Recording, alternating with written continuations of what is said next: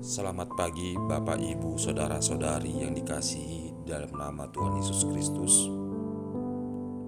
Firman Tuhan yang menyapa kita pagi hari ini sebelum kita memulai aktivitas pekerjaan dan pelayanan kita, tertulis di kitab Yunus pasal 4 ayat 4. Tetapi firman Tuhan, layakkah engkau marah? Demikian firman Tuhan. Kota Niniwe adalah sebuah kota yang besar yang penuh dengan kejahatan.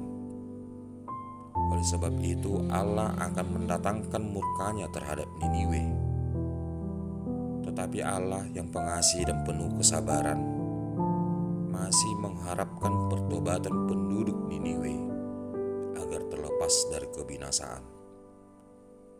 Ia mengutus Yunus bin Amitai yang berasal dari Samaria, Israel Utara, untuk memberitakan pertobatan dan murka Allah yang akan menimpa Niniwe.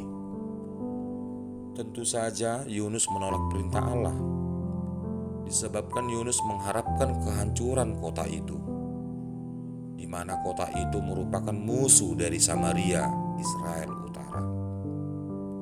Untuk menghindari panggilan Tuhan, Yunus melarikan diri ke Tarsis menggunakan kapal laut dengan tujuan menjauh dari hadapan Tuhan.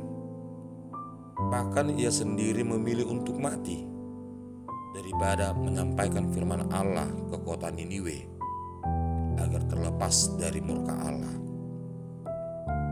Dengan meminta orang-orang yang ada di kapal untuk mencampakkan dia ke laut, tetapi Allah mendatangkan ikan besar untuk menelan Yunus agar tidak mati.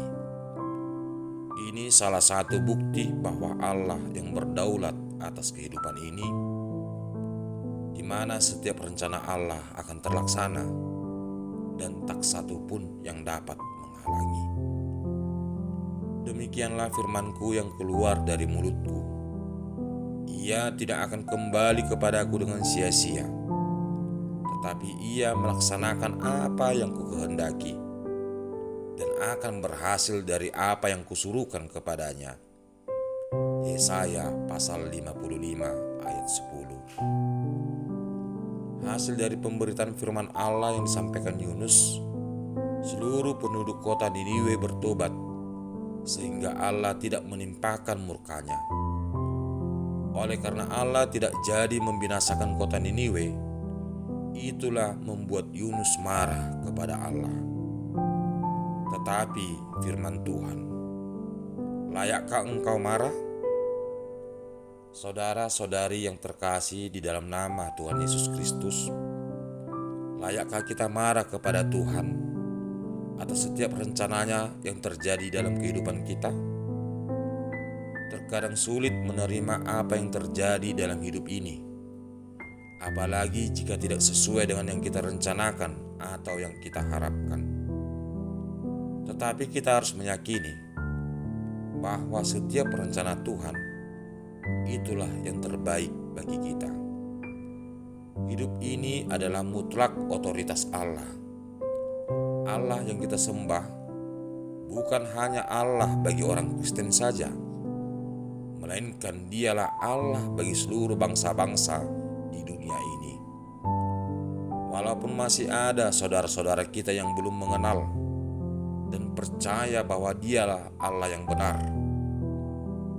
Allah itu adalah kasih, di mana Dia tidak berkenan atas kematian orang fasik, tetapi berkenan kepada pertobatan orang fasik itu dari kelakuannya supaya ia hidup.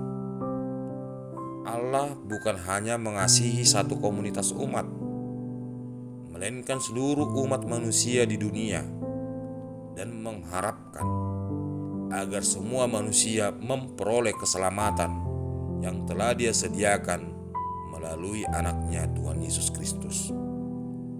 Untuk itulah kita terpanggil untuk memberitakan Injil keselamatan kepada seluruh umat manusia.